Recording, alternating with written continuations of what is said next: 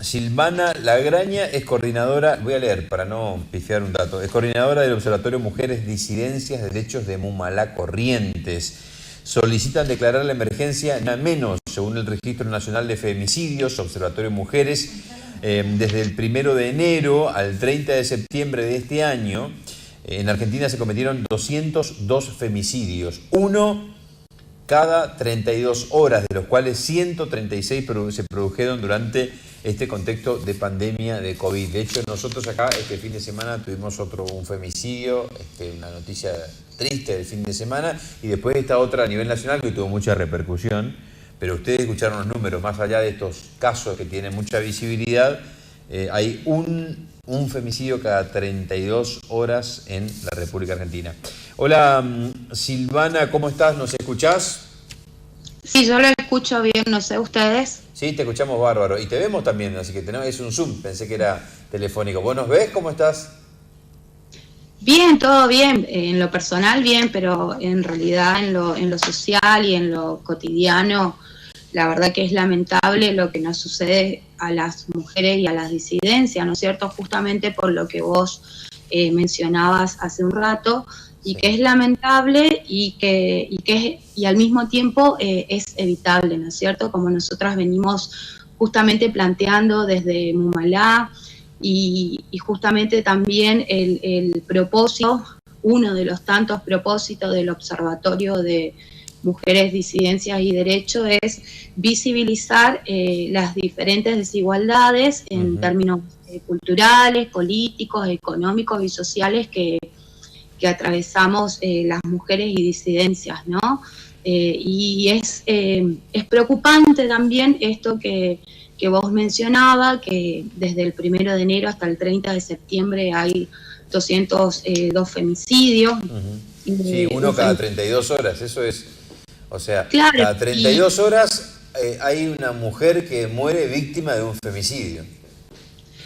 Sí, así es, ese es el promedio, una víctima cada 32 horas de la violencia machista extrema, ¿no? Y digo que decimos que estamos en una situación de alerta, en una situación también pedimos que así como se declara la emergencia por la pandemia que atravesamos mundialmente, sabemos que este contexto también se visibilizan y se profundizan mucho más las distintas desigualdades, ¿no? Y es preocupante, y nosotras venimos planteando hace más de un año, el año pasado se había presentado, antes de mediados del año, se presentó el proyecto de ley en el Congreso de la Nación, y la verdad que es preocupante porque hasta el momento no hemos tenido respuesta, y nosotros justamente planteamos un conjunto de medidas, son 15 puntos, entre ellos que siempre también resaltamos la importancia de poder contar con mayores partidas presupuestarias para que en todos los niveles del Estado y en los distintos poderes se pueda justamente abordar esta problemática de manera integral, ¿no? Absolutamente, y quiero decir, mientras estamos viendo a Silvana, que si sos víctima de violencia de género tenés que llamar al 144 las 24 horas si estás viendo esta nota, y si sos víctima de violencia de género, 144 es el número, las 24 horas. Es 144, ¿no? No lo tengo en mente, creo que es el 144, ¿verdad?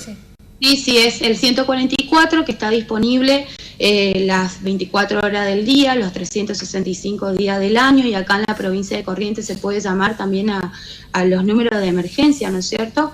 En ese sentido también nosotras advertimos, por ejemplo, acá, remarcar algunas cuestiones que son importantes, porque tiene que quedar claro que es una problemática de carácter social, no es un problema que tenga que ver con el ámbito privado, para nada. En todo caso, así como el Estado debe asumir sus responsabilidades, nosotros y nosotras debemos también asumir como sociedad la responsabilidad que nos toca, y que desde los distintos ámbitos que formamos parte podamos comprometernos y asumir la responsabilidad que ya no se deben tolerar ningún tipo de violencia, ni la violencia física, económica, los distintos tipos, y entender que es algo que es una problemática que nos debe interpelar a todos, ¿no es cierto?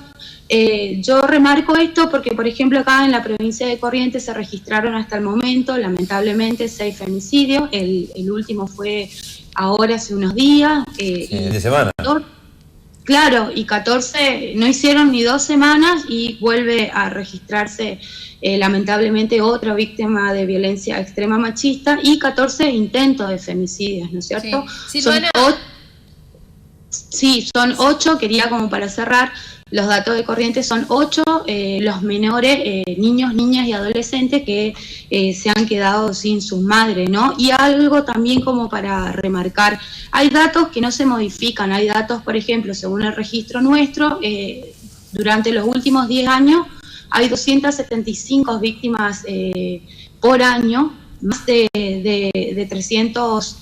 3.300 niños y niñas que se han quedado sin su madre en estos últimos 10 años, y independientemente de quienes hayan ocupado y estado a cargo de los gobiernos, lo cierto es que todavía no se trabaja de una manera eficaz, de una manera integral, de una manera que realmente permita que el ni una menos sea una realidad para las mujeres y disidencias. Sí, lo que justo le estaba queriendo decir a Silvana, obviamente que el tema de la pandemia se dejó ver la grave situación que están sufriendo las mujeres. Uno, porque las mujeres viven con el violento dentro de las casas en la situación de pandemia, no les queda otra.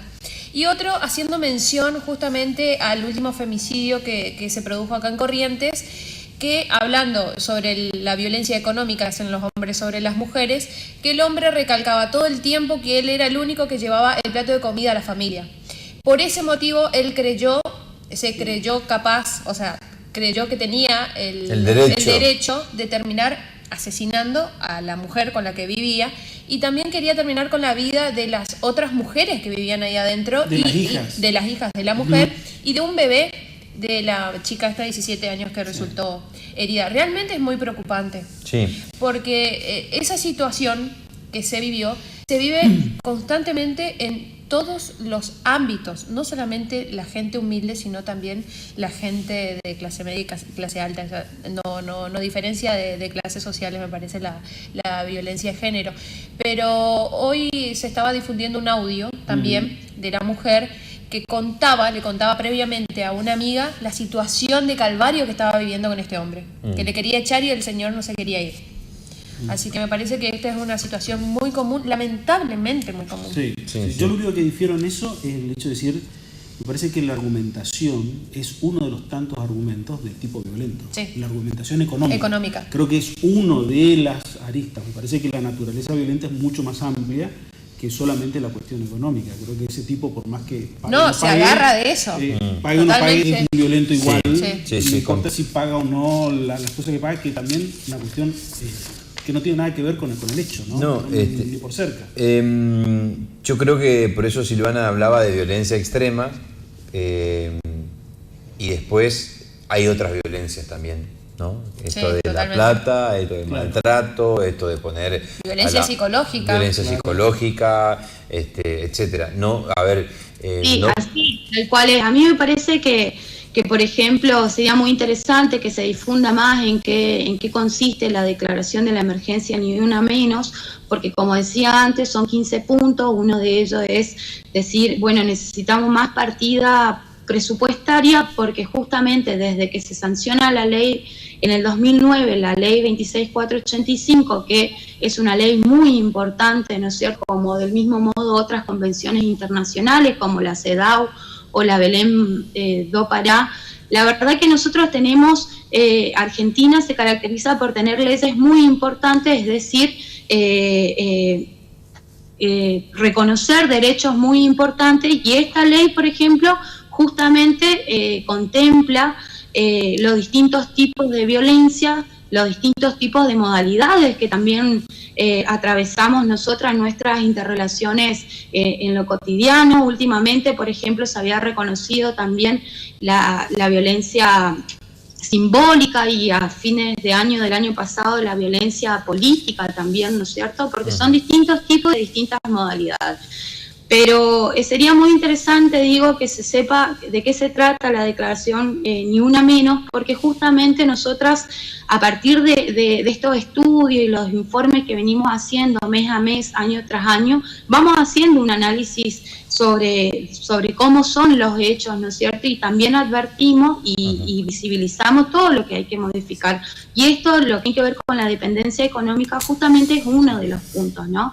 Que, por ejemplo, el Estado, en sus distintos niveles, puedan garantizar una asistencia y una contención eficaz a las víctimas de violencia. Y justamente nosotras decimos que las víctimas puedan contar, por ejemplo, con una ayuda económica o con pagos de alquiler, ¿no es cierto? Entre otros puntos que sabemos que son necesarios que se cumplan como para poder trabajar, porque hay que trabajar en tres sentidos, ¿no? Muy fuerte en la prevención, también de manera eficaz en la asistencia, en la contención y sobre todo en la erradicación, ¿no es cierto? Para que realmente Ni Una Menos sea una realidad, como decía antes. Silvana, yo también me quedo con una sola cosa, ¿no? Porque este caso que hablamos del domingo... Hay datos, como decía recién la periodista ahí en el... Graciela. Sí, que, por ejemplo, en estos últimos 10 años, el porcentaje de denuncias solamente oscila entre los 18 y 20%. Entonces hay que preguntarse por qué las mujeres no salen a pedir ayuda, ¿no es cierto? ¿Qué es lo que pasa en los distintos ámbitos que parece que naturalizamos todavía las violencias de género, pero también nos estamos encontrando hacia afuera otros tipos de vínculos, pero sobre todo un Estado que realmente nos ayude a salir de esa situación y que nosotras podamos desarrollar nuestras vidas en contexto de dignidad, ¿no es cierto? Poder contar con un hogar, poder contar con un trabajo de calidad. Son muchas acciones que hay que llevar adelante. Lo otro que también mencionaba ella, y es muy interesante, y es muy cierto además, es que las víctimas de violencia hacen la cuarentena con el violento, ¿no? Entonces, nosotras, por ejemplo, planteábamos otros tipos de acciones, otro mecanismo, otros dispositivos, que no sea solamente la llamada al 144, sino que también se puedan contar con otros dispositivos, porque justamente hacemos la cuarentena con el violento, poder usar esos dispositivos, ¿no es cierto? Sí. Y yo remarco algo también sobre el intento de femicidio. No llegaron a ser femicidios porque siempre o hay algún familiar, algún extraño, algún vecino, alguien que pasa, que logra, como este último femicidio, que este último lamentablemente fue un femicidio, pero también es un hecho de intento de femicidio. Hay una menor que está ahora internada en el hospital porque también sufrió la violencia extrema, ¿no? Entonces, estás hablando del caso del fin de semana, ¿no? Sí. Domingo. Suecia y Milán era la dirección. Un vecino la terminó rescatando a las chicas que estaban ahí adentro, porque si no... Y otro dato más que quería aportar antes que hable Silvana. Para que cierre. Quería decir que también me parece muy importante lo que habla de la prevención primero, que es lo fundamental, y también el otro, porque la mujer que ha fallecido dejó 2 hijas. Esas hijas también han vivido en un contexto de violencia con esa persona, que ahora está detenida. Ojalá que sea condenado como corresponde, pero esas personas tienen todavía una carga de lo que han transitado en la vida en ese ámbito de violencia, y aparte de haber vivido ese trauma del domingo pasado. Y aparte, como decía ella, la contención también que necesita la gente que es víctima, porque si no es un rulo, digamos. La necesidad después te lleva a terminar lamentablemente sometiéndote a otro tipo de violencia. Quizás no una violencia extrema, como decía Silvana, pero violencia al fin. Silvana, te agradecemos este ratito. ¿Sacaron un comunicado por el caso Marco Cremades ustedes? ¿Cómo? ¿Sacaron un comunicado por el caso Cremades ustedes? Sí, la semana pasada justamente hemos adherido y sí, volviendo. Y sumando a lo que decía también recién el periodista, nosotras planteamos también en la emergencia Ni Una Menos que se cumpla de manera plena con la ley Micaela. Me parece que la ley Micaela tiene que atravesar todos los ámbitos, todos los poderes y todos los niveles del Estado, pero también en los medios de comunicación. obviamente, y la ley Brisa también, esto que él mencionaba, que es una reparación económica y también en términos de salud para las víctimas colaterales de los femicidios, que son los niños, niñas y adolescentes que se quedan sin sus madres, la ley ESI también, entre otras tantas, que son necesarias que realmente se cumplan como para empezar a revertir estas situaciones, y sin dudas que me parece que en los medios de comunicación, que son los que construyen el sentido común del día a día, la verdad que ahí también tiene que haber mucha responsabilidad a la hora de comunicar y de visibilizar y de dejar un mensaje, y ese mensaje tiene que ser en el sentido de que no debemos naturalizar las violencias, los distintos tipos de violencia machista, y hacer saber a las víctimas que no están solas. Silvana, un abrazo. A ustedes, gracias por el espacio.